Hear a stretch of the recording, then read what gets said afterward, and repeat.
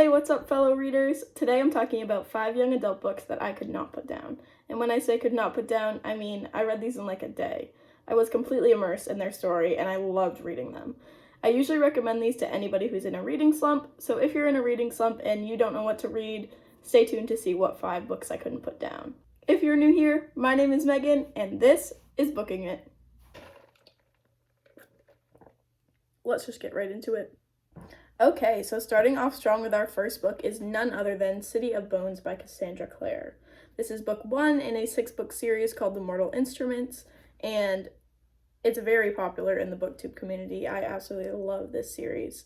And if you don't know it, it's about a 15-year-old girl named Clary who decides to go out one night, and she actually witnesses a murder. So she witnesses 3 teenagers murder a man. And then when she asks the guy that's with her, she realizes that she is the only one who can see the murder. So she goes up to these men and confronts them and realizes that they are shadow hunters and the person that they were killing is actually a demon. So for those of you that don't know who shadow hunters are, they basically fight demons and evil around the world, and that's their goal, is to protect the world from demons. So she befriends these shadow hunters and gets completely immersed in the shadow hunter world because someone that is very important to her actually goes missing and she needs the shadow hunters' help to get her back. So this book is really, really good. I loved this book. If you like fantasy, if you like vampires, werewolves, demons, this book is for you. This series, you will be completely immersed in it. I loved it. I loved it. I loved it. It does have a lot of description. The books can be kind of long, but other than that, this book is a good book, and I recommend it. The second book that I have that I cannot put down is Shatter Me by Tahira Mafi. This book, I read it in literally like a day and a half. It's so good. It's a dystopian novel. It's fiction. I love it. So this book follows a girl named Juliet who has a lethal touch. So basically when she touches someone, it hurts them to the point of death. She can't touch anyone. She hasn't touched anyone in almost a year now. So in this book, the reestablishment has taken over the world because basically global warming is coming and all the food was gone, all the animals were gone. So the reestablishment took over. When the book starts, Julia is in jail. She's in prison because she can't touch anyone, so they want to keep her in jail. So she is imprisoned, and eventually she gets a cellmate who just might help her, in a way, figure out who she is and why she is imprisoned. So this book was really, really good. I recommend it to anyone that likes dystopian, like government control, anything like that. This is really good. Again, it has some romance, dystopian, it's fiction. I just really, really liked it. This author's writing style is not my favorite, but I really, really like this book. The third book I have is One of Us is Lying by Karen M. McManus.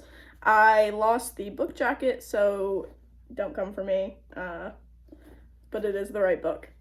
One of Us is Lying. So this book, basically, I describe it like The Breakfast Club. There's 5 kids in detention when one of them dies. So while he's in detention, he dies, just drops on the floor. So the kids that are in detention, we see multiple perspectives from them of their alibis and why they didn't do it. The hook on this is the kid that died actually owns a gossip site, and in his drafts are drafts of things that could ruin these people's careers. So the different students in detention have drafts of things that could ruin their careers on his gossip site. So that's why they're like on the hot seat for his murder. This book is really good. I couldn't put it down. I had to know who killed him. I had to know. And the multiple perspectives are just amazing. We get different perspectives from each character in detention, and it just makes the character development really, really good. I really recommend this book if you like mystery. And she actually has another book called One of Us is Next. So read this book. It's super good. I usually don't like mystery, but this was really good. The fourth book I have is As Many Nows as I Can Get by Shauna Youngdahl. Fun fact about this book, it was actually written by a professor at my university, which is just in like little old Maine. So it's actually really cool.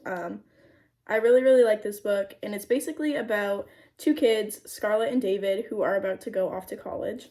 and they fall in love. And it's just completely mesmerizing to them.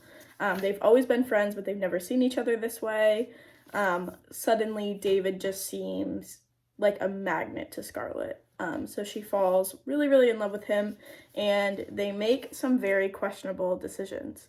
So this was just really good. I was really engulfed by it. I like the story a lot. It also bounces back and forth from present to past. So I thought that was really interesting because we see how the characters change. So this was really, really good. And if you like romance, honestly, you should read this book. It's nothing like I've ever read before. The fifth and final book I have for books that I could not put down is none other than The Sun is Also a Star by Nicola Yoon. Oh, look at that beautiful cover. I love this book. I read it in a day. It was so good. The movie does not do it justice. If you've seen the movie, forget about it. Read the book. So this is an epic love story. It's about Natasha, who is very like science and fact, very straightforward. It's very black and white with her. This is right and this is wrong. She meets Daniel, who is, what do you know, the complete opposite.